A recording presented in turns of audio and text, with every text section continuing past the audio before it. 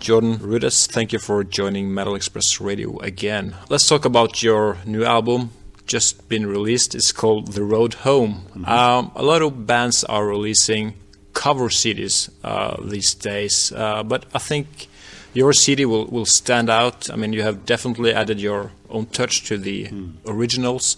How did you come up with the idea making this album? Well, a lot of thought went into what I would do for the new album. I knew it had to be a rock album because that's kind of what the record company wanted and what we all expected. And but I was trying to think of what I really wanted to do. And, you know, just one day a kind of a light bulb went off in my head and I said, wow, it'd be really cool for me to do an album which goes back and covers my very favorite progressive rock tunes, because the tunes that I put on this album were songs that were very important to my musical life, in the sense that I had been following a very strict classical piano path and was going to be a classical pianist. Up until the time when I was about 17 or 18 years old, when friends started to play for me some of the progressive rock music of the day, like some Yes and Genesis and ELP and all that kind of good stuff, and brought one friend even went so far as to bring over a Moog synthesizer to my house. So a lot of things were having a strong influence and impact on me, and it was a powerful time of my life. And these songs that I chose are the most, you know, for me, the most important songs. I mean, there's certainly other ones. I could do another CD of this and pick some really important stuff, but things like Charkis, I mean, I remember listening to that, you know, over and over again, and really having an awakening as far as like realizing how powerful keyboards could really be. Because I knew the piano, it was pretty much my world, but all of a sudden discovering the Moog synthesizer and discovering, you know, all the different kinds of keyboards, and in Keith Emerson's case, the organ, or in a case like, you know, listening to Yes and the song Sound Chaser, I was blown away by the kind of pitch wheel leads that Patrick Moraz did. And, you know, each group that I chose, like Gentle Giant, had an amazing counterpoint and rhythm, very unusual, you know, one-of-a-kind band, but the you know, the rhythmic contrapuntal ideas were so important to me and remain so to this day. And some of the Genesis harmony, just that beautiful way that Tony Banks has of moving his chords around and having kind of an ostinato bass while moving different triads over it. You know, these are all elements of kind of where my musical mind is at, and that's what I tried to go back to with this and cover some of those songs that just meant so much.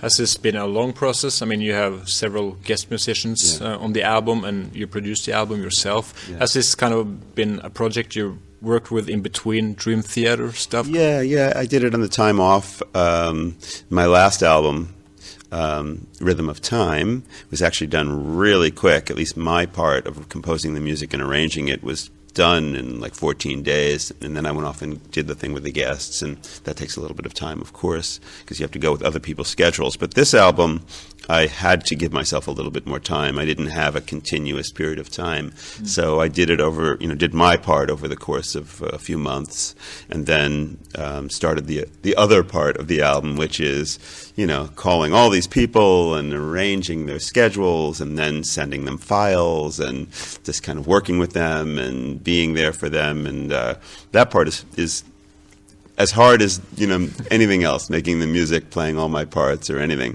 Luckily, I have a very good engineer. His name is John Guth, that's been my engineer for all my solo projects over the last many years, and he was there to engineer this album and mix it, and also work with, you know, all these different file structures, because things have to go back and forth on the internet, and one guy uses Pro Tools, and one guy uses, you know, Cubase, and this guy uses Nuendo, and the other, you know, it's like, you know, everybody's using something else, so somebody has to be kind of like the mastermind and make it all work. So John is the guy that helps me do these albums. If you could choose, would you have preferred to make the album in the studio with all the musicians instead of sending the files? I thought this actually worked very well. You know, a lot of the people I work with, matter of fact, most of them are quite experienced engineers. I mean, somebody like Steven Wilson, I mean, I couldn't, you know, the fact that he was doing it in his own studio and kind of preparing his vocal, I mean, that's perfect, you know.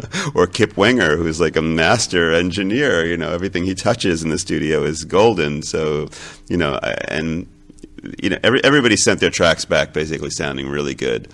So this new method of working, was perfect for this project. It would be nice to hang out with the guys and everything. Rod Morgenstein came into the studio because John Guth is an incredible engineer and he's got some great techniques for recording drums. So Rod brought all his drums to the studio and we did all the parts there. When it comes to a track like Tarkus, this massive long piece with all the musicians, did you just send them the parts that they were singing on, or did you send the whole thing so they could hear, what the other guys did? No, I didn't really have what the other guys did at the point. When I sent it out, it was pretty much raw, except for my keyboard parts. So they didn't get that. But I would send a section. They didn't have to hear the whole thing, but they would hear their whole section. When it comes to the guest musicians, these are probably guys that you've known from before. Yeah. Is this just like a friend favor, or do you kind of hire the musicians? It's different with each guy. Like Ron Thal, who goes by the name of Bumblefoot, was somebody that I just actually found out about for this album. That one of the guys who is with the label, Mike Varney, recommended Bumblefoot, and so I just started to talk to him, and he had known Dream Theater and everything, but he was somebody new in my life. Somebody like Steven Wilson is a good friend of mine, so the relationship there is different, and everybody was a little bit different on that level, each guy. And each guy is a special, kind of story, I guess. So, like a guy like Ed Wynn, I've been an Ozric Tentacles fan for a while, but I've never worked with him, and I never met him. So it's just a matter of, sending some emails and talking to him on the phone and, becoming friends that way. So, each guy is different. Marcos Fogli is a James LeBrie discovery. He's one of the guitarists on the album, and I think that he's a great player. This is a wonderful guy who lives in Italy. Ricky Garcia lives in Germany. He's another guitar player.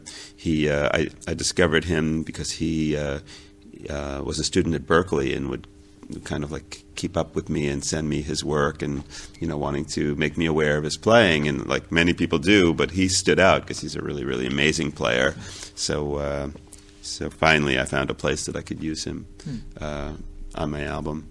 And then, of course, I know Neil Morse, who's the singer, who used to be the singer of Spock's Beard. Everybody knows him in the progressive world, a wonderful talent and incredible musician.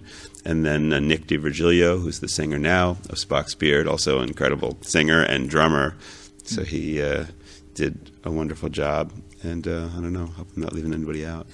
I was kind of surprised to see Kip Winger on the album. It's not known for doing progressive stuff. I guess the link is Rod, but did you know Kip from before? The link to Kip for me is Rod, yeah. And I'm so glad that link is there, because Kip is one of these people that is just probably the most impressive talents that I know.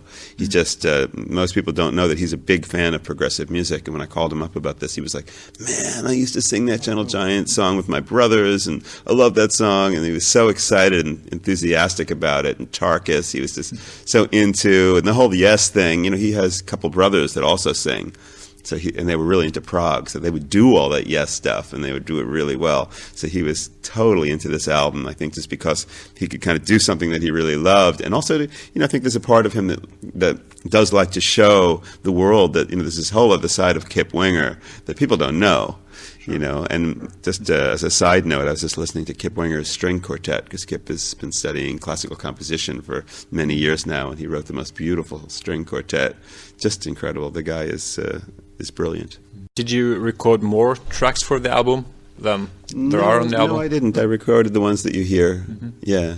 The one original track, Piece of the Pie, was slated to be part of the Dream Theater album originally, because we were thinking of doing some solo things. But I created mine first, and then unfortunately or fortunately or whatever, the Dream Theater is very prolific, and we wrote ourselves out of the possibility of putting any solo stuff on the album. So I had a perfect home for my piece of the pie. Do you add some of your solo stuff when you have a solo spot on the Dream Theater shows? I'm not doing that on this tour, no, but it's certainly possible for the future. And occasionally I've thrown in a melody or something like that. And, solo thing. Do you think this will ever be performed live? I mean, this would be great to hear on stage. Is there a possibility? Really cool. Yeah, it'd be really cool. It was put together as a studio piece when I was in my studio doing all my keyboard parts and all the arrangements. It was kind of like I wasn't thinking about this is going to be done live one day, so leave some parts out, So really, there's a lot of layers and a lot of parts. Maybe if I found another keyboard player or two that could handle playing the parts, and a bass player, and somebody wanted to sing, and it would turn into a 5 or 6 piece band, and that's how it would have to work. Yeah, it's possible. No plan to do that right now. Okay. Is it harder to rearrange and make your own versions of older songs than create your own material? I mean, that's a good question. Sometimes when I was doing this, I was feeling like, this is a bitch. This is so hard. So many decisions. It's like, well, what do I do with it? By the time I made a decision, like for instance, when I did Emerson, Lake and Palmer's Tarkus, Keith Emerson has like the world's coolest, organ sound, and there's nothing I could do to get a better, Hammond organ tone than what he already presented to the universe. So I decided that maybe a little bit of organ, but let me try some other sounds, some other colors, synthesizer sounds that that are my specialty, things that I could still present the power of the music, but maybe give it some different kinds of color and bring it into the current day a little bit as well. And so those decisions take a long time, and playing with the sound color, and by the time that's decided, I probably in some ways could have written my own piece. I would have found a good sound and started to write something. So that's the kind of the story with that. Sometimes you feel like, it's saving time, other times not. And of course the pieces had to be figured out. I had to, have them transcribed, and then you have to learn how to play them, and I think in some ways it takes longer to do this. But it was well worth it. I'm so happy with this album. I actually hadn't heard it for a couple of months. After I did it, I put it aside, as many artists do. And the other day I was driving in the car with a friend, and I said, you know what? I haven't heard this thing since, it was put out, and do you mind if we give it a spin? So we put it on. I was like, wow, this is fun to listen to, because it's my favorite songs, Sure. So it's kind of cool. Do you know if the bands that have the originals have heard the album? Yes, on my site there's quotes from all the different, from many of the guys from the different bands. Keith Emerson, has something really wonderful to say about my version of Tarkus. He loves it. And Derek Schulman from Gentle Giant, the singer, had there's quotes there. Everybody really dug what I did, and it's really cool. For me, that's very rewarding. Did you have to get their permission before releasing the album? That's a record company thing. I think there is a level of publishing, like permission and stuff that goes on to be able to release something like this. You even sing on one of the tracks, this piano medley. Yes, I did. Is that something you have done before? I got very brave. Well, yeah, sure. I sang on my first rock solo album, which is called Listen, which was put out years ago, and did a lot of singing on that. And then, but I haven't sung in a long time, and I just thought it would be fun and kind of appropriate to sing in that spot. I really love that song. It's in my range. I felt like it was this nice piano and vocal kind of vibe. I was backed up by the infamous Burt Baldwin, who used to be my assistant and then turned lighting and video guy for Dream Theater, but now since is gone from the Dream Theater camp. But he was there and sang a beautiful kind of transparent background vocal to my voice. So yeah, it's there. It's there to be found. Is it important for you to make the solo albums, sometimes between the Dream Theater albums to, express yourself in a way you can't do with the band? It's very important to me. I mean, I have these other sides that are so vital to my creative life. I'm involved with so many different kinds of music. Everything from playing just piano and playing kind of like very flowing, gentle piano stylings to doing, a more electronic music, to my melodic progressive side that, is definitely part of Dream Theater, but there's more of that I feel a desire to put out there. So, while Dream Theater is definitely, a very big experience for me, and I think for everybody else in my life, I'm kind of all about music. That's what I do. It's what I love to do. I definitely need to express myself in all those different ways.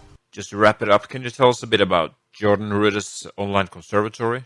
I created over the last number of years an educational kind of resource for all the people that have been asking me like for lessons from all these different countries that I can't get to. So I have something called the Jordan Rudess Online Conservatory. It can be found on the web at jroc.us, and up there are like hundreds of MIDI files and notation and video, mostly focused on keyboards, but we're expanding now to guitar and drums as well. There's a small guitar area that's about to be expanded, and there's a drum course up there too. And it's kind of a cool area for people who want to know a little bit about my take on music, as well as get some of the fundamentals. So you should check it out.